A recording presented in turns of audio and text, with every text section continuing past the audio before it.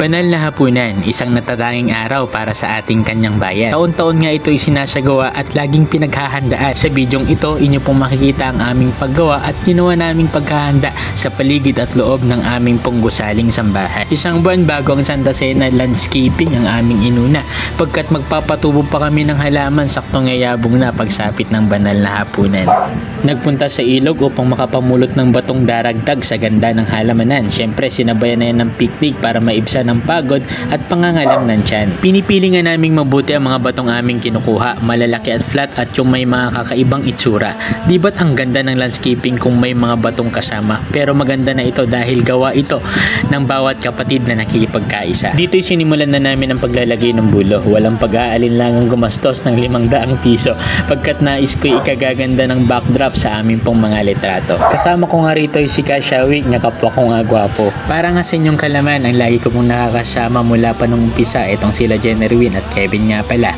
Bagaman minsan nagkakatampuhan, di yan humihindi kumpara sa paggawa ng kabanalan. Umulan man o mainit ang araw, di kami nagpatinag dyan. Nagpatuloy lang kami sa paggawa at paghingi ng mga halaman. Di alintanang pagod at pangambang baka sa mga biglaang pag-ulan kami magkasakit. Pagkat alam namin sa aming bawat paggawa, ang Diyos ay aming laging kasama. Buo aming tiwala na siya sa amin di nagpapabaya, kaya't aming gante bigyang kasiyahan siyang lagi na. Isinaayos pati ang mga halaman sa gilid ng kapilya sa pangunguna ng aming pinakamatandang kadiwa. Naglipat ng halaman, nagbuhat at puro lamang tawanan. Namutol ng sanga kahit nilalanggam pa yan. Nagpintura sa kapilya at iba pang mga kasangkapan. Kasangkapang aming magagamit sa araw ng banal na hapunan. Lahat nga ay masayang nakipagkaisa at nakipagtulungan. Lahat ay may mga bahaging ginampanan.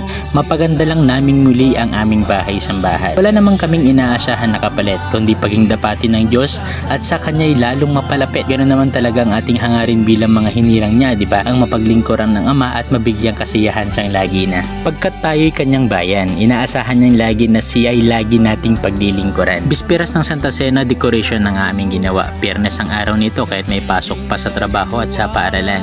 Dito na kami dumiretso pagkatapos sa school at trabaho. Hapon na nang nasimulan namin ang pagdedesenyo kaya't inabot na ng gabi ang mga lingkod na ito. Puro natural resources nga sana ang aming gagamitin, nga lamang baka malanta na pagsapit ng umaga. Kaya't aking ipinagpapasalamat ang bigay ng aking boss auntie, mga artificial leaves at plants, dagdag palang muti. Naglagay din kami ng balon na arko pero di na umabot ng hapon sa oras na alas 4. Nagputukan na kasi dahil sa init ng panahon, kaya't pasensya na sa mga tumanggap ng hapon kung di na nakapagpipicture sa booth na iyon. Laking pasalamat ko nga at meron sila. Dito mo makikita na masaya makipagkaisa. Di ko na mabanggit ang pangalan ng aming mga nakasama, kaya't ang Ama na nawa ang bahala sa kanila. Halos wala na akong ginawa sa pagkakataong ito. May mga naglinis din sa kisame pero di ko na na-video. Salamat muli sa aming mga nakasama mula pa nung umpisa hanggang sa pagsapit ng Santa Cena. Naging mabiyaya ang aming pagtanggap sa banal na hapunan dahil ika nga ng karamihan, mas masarap dumulog sama kung marami kang isinakripiso para sa kalwalhatian niya. Hanggang sa muling video, paalam!